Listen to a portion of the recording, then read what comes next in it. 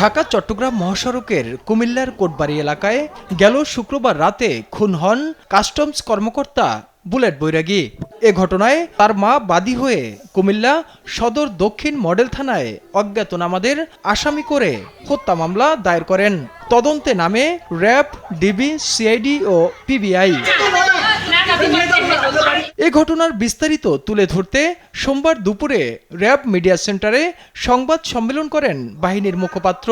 জানানো হয়, ছিনতাইকারীরা হত্যা করে কাস্টমস কর্মকর্তা বুলেট বৈরাগীকে। গ্রেফতারকৃতরা একটি সংঘবদ্ধ অপরাধ চক্রের সক্রিয় সদস্য।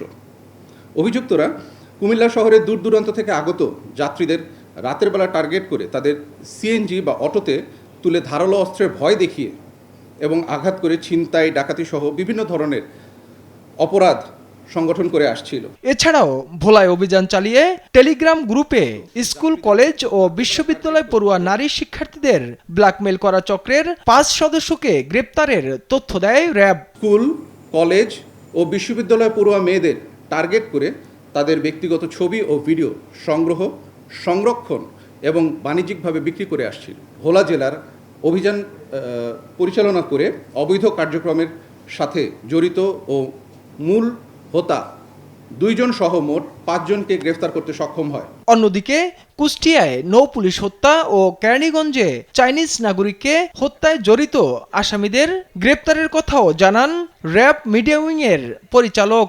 ঢাকার কেরানীগঞ্জে চীনা নাগরিককে কুপিয়ে তাইফুর রহমান তুহিন, দেশ টিভি, ঢাকা। কিছুটা বিলম্ব হওয়ার জন্য